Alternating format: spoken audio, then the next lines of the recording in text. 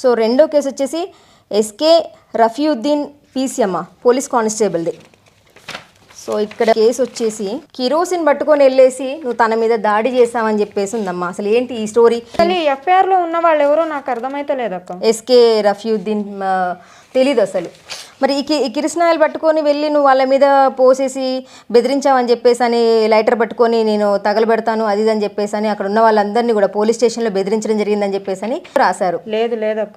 అంటే అసలు యాక్చువల్గా నువ్వు కిరసనాయిలు పట్టుకొని కానీ పెట్రోల్ పట్టుకొని వీళ్ళనైతే ఎవరిని బెదిరించలేదు. యాక్చువల్గా నేను ఈ మ్యాటర్లా నేను సిఐని బెదిరించాను. సిఐని బెదిరించాను. సిఐ పేరు ఓకే.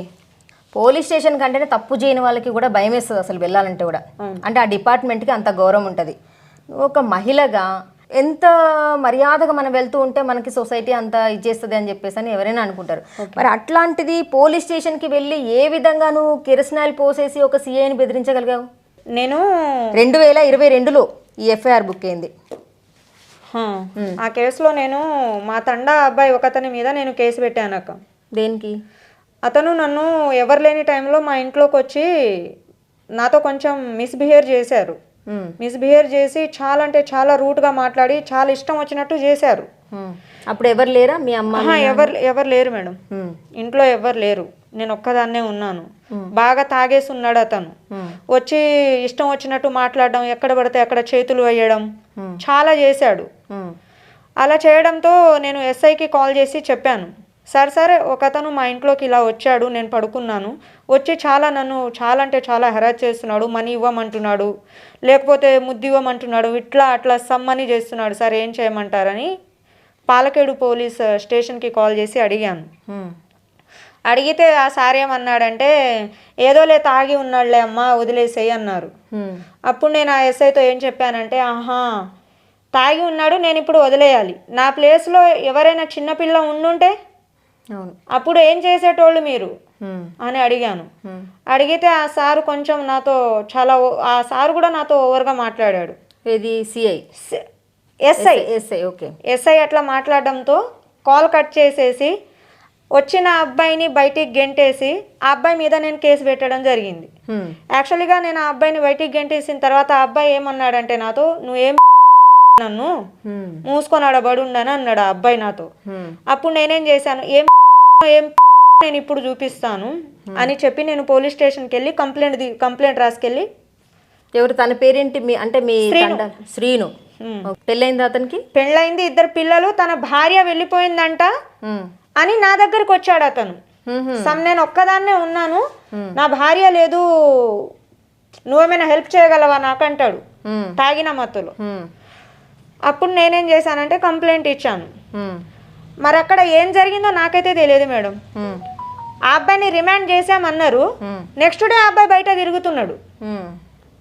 ఎస్ఐకి కాల్ చేశాను, 100 సార్లు కాల్ చేసినా కాల్ కట్ చేస్తున్నాడు.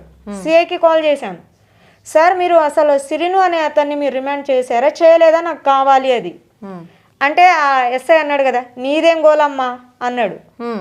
అప్పుడు నాకు బాగా కోపం వచ్చింది.